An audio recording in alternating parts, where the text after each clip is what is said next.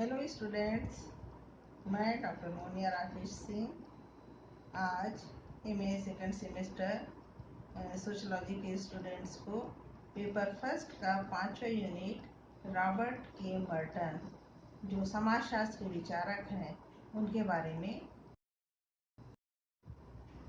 तो सबसे पहले हम देखेंगे उनके जीवन के बारे में।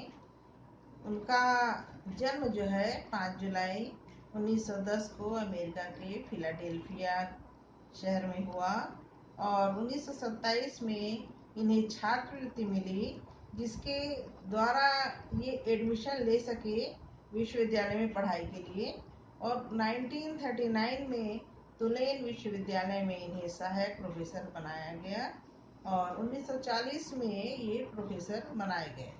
1941 में चेयरमैन बने तथा कोलंबिया विश्वविद्यालय में समाजशास्त्र में सहायक प्रोफेसर पद को संभाला। 1963 में इनकी नियुक्ति प्रोफेसर ऑफ सोशियोलॉजी पद पर हुई और 1992 में इस दुनिया से वे चले गए। मर्टन की कुछ महत्वपूर्ण कृतियां हैं, जिसमें science, technology and society in 17th century England, social theory and social structure, continuities in social research, redrun in bureaucracy, the student's physician of medical education, the freedom to vote, perspective and program, sociology, today problems and prospects.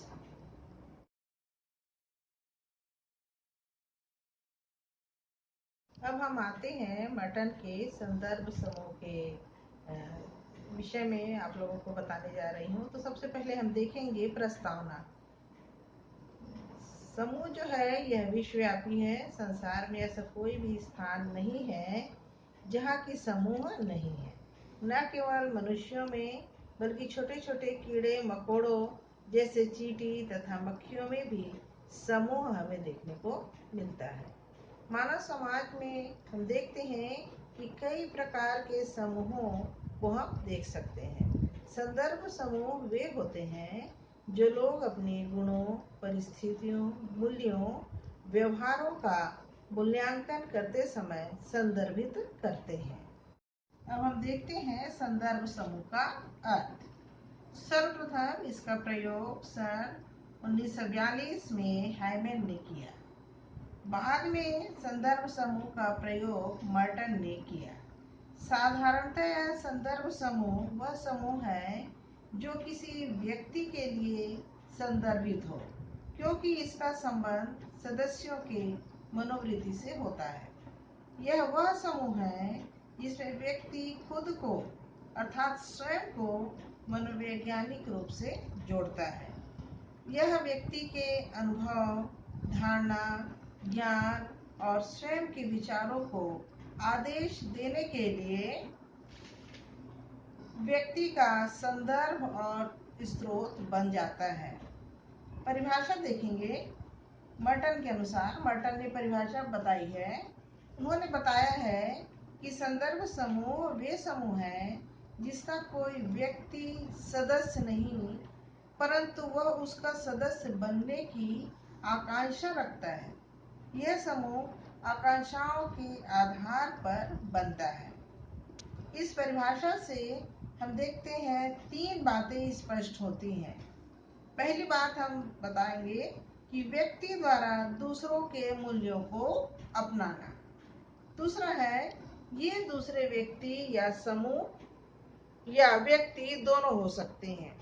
और तीसरी है संदर्भ समूह तुलनात्मक संदर्भ पर आधारित होना। नेक्स्ट है संदर्भ समूह के परिणाम। मर्टन ने 2 प्रकार के संदर्भ समूह व्यवहार के परिणामों का उल्लेख किया है। इसमें पहला है प्रकार्यात्मक परिणाम और दूसरा है अकार्यात्मक परिणाम। प्रकार्यात्मक परिणाम वे परिणाम हैं जो समाज के लिए उपयोगी होते हैं तथा व्यक्ति के साथ अनुकूलन में सहायक भी होते हैं।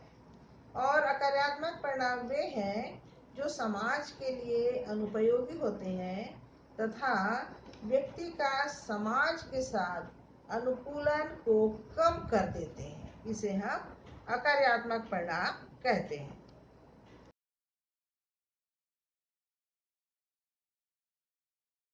अब है संदर्भ समूह के आवश्यक तत्व। इसमें पहला है संदर्भ समूह की उत्पत्ति व्यक्ति की उन अभिलाषाओं का परिणाम होती है जिससे व्यक्ति अपने को ऐसे समूह से संबंधित करता है जिस समूह की समाज में प्रतिष्ठा होती है। व्यक्ति उस प्रतिष्ठित समूह की सदस्यता प्राप्त करने के लिए प्रयास करता है। दूसरा है व्यक्ति की यह भी आकांक्षा होती है कि जो परिस्थिति और प्रतिष्ठा उसकी अर्थात व्यक्ति की समाज में है उससे ऊंचा रहे, प्रगति करे। इसके लिए व्यक्ति अपने स्तर के समूह से उच्च स्तर में सदस्यता प्राप्त करना चाहता है। तीसरा है समाज के अनेक सदस्य एक ही समूह से अपने को संबंधित मान सकते हैं एवं एक ही समाज में अनेक संदर्भ समूह हो सकते हैं। चौथी बात है एक व्यक्ति के लिए कौन सा संदर्भ समूह होगा यह इस बात पर निर्भर करता है कि व्यक्ति किस समूह के मूल्यों, आदर्शों, व्यवहारों को अपनाने के लिए उत्सुक है। पांचवी बात है एक व्यक्ति आज जिस समूह को अपना संदर्भ समूह मानता है भविष्य में भी उसी को संदर्भ समूह मानता रहेगा ऐसा निश्चित नहीं है। हो सकता है वह समय के हिसाब से, परिस्थिति के हिसाब से या स्थान आदि के हिसाब से व्यक्ति उस संदर्भ समूह को त्याग करके दूसरे समूह में जा सकता है या उसे स्वीकार भी कर सकता है। छठी बात है सामाजिक दृष्टि से किसी व्यक्ति का संदर्भ समूह उसके अपने संदर्भ से ऊंची स्थिति में होता है क्योंकि प्रत्येक मनुष्य में यह अभिलाषा होती है कि उसकी अपनी स्थिति को ऊंचा उठाए जिसमें वह अपने स्वयं का विकास कर सके। संदर्भ समूह में मर्टन के विचार। संदर्भ समूह से संबंधित अपने विचारों को श्री मर्टन ने इस प्रकार स्पष्ट किया है। इसको उन्होंने 6 आधारों पर इसकी व्याख्या की है। इसमें पहला है अंतर समूह या सदस्यता समूह संदर्भ समूह के रूप में। यह देखा जाता है कि बहुधा एक व्यक्ति अपने ही समूह के उन दूसरे व्यक्तियों के उप समूह को अपना संदर्भ समूह मानने लगता है जिनकी उपलब्धियां या जो जीवन में अधिक सफल होती है उसी को व्यक्ति अपने जीवन में स्वीकार करना चाहता है। दूसरी बात है गैर सदस्यता समूह। मर्टन के अनुसार जिन समूहों के हम सदस्य नहीं होते और जिनके सदस्यों के साथ हम किसी प्रकार की अंतःक्रिया नहीं करते तो भी यदि वह समूह हमारे व्यवहारों, आदर्शों, मूल्यों को प्रभावित करते हैं तो वह गैर सदस्यता समूह भी हमारे लिए संदर्भ समूह होता है। तीसरी बात उन्होंने बताई है सकारात्मक व नकारात्मक संदर्भ समूह। मर्टन ने बताया है कि संदर्भ समूह सकारात्मक व नकारात्मक भी हो सकते हैं अर्थात संदर्भ समूह का व्यक्ति पर प्रभाव सदा स्वस्थ ही होगा ऐसी बात नहीं है। एक व्यक्ति अपने संदर्भ समूह के रूप में ऐसे समूह को भी चुन सकता है जिसका प्रभाव नकारात्मक हो। उदाहरण के तौर पर यदि हम देखें तो कह सकते हैं कि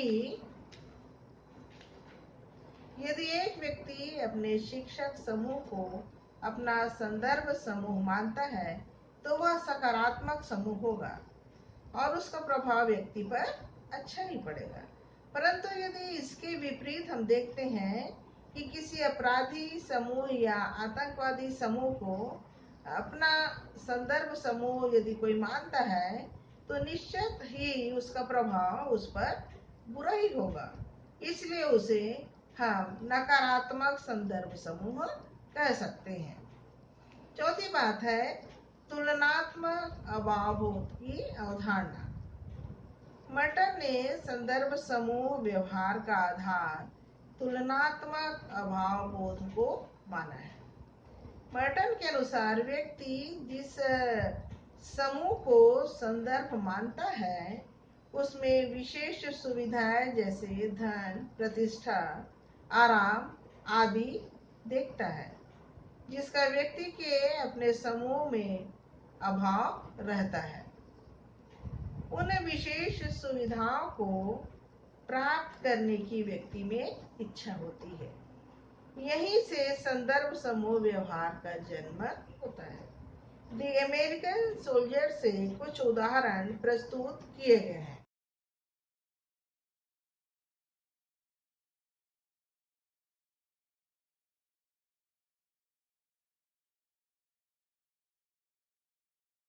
पांचवा है संदर्भ व्यक्ति। मर्टन ने बताया है कि संदर्भ व्यक्ति को रोल मॉडल के रूप में वर्णित किया है। उन्होंने बताया कि जिस व्यक्ति को अपने साथ संबंधित करता है उसके व्यवहार प्रतिमान को अपनाने का प्रयत्न करता है और उसे ही उन्होंने संदर्भ व्यक्ति कहा है।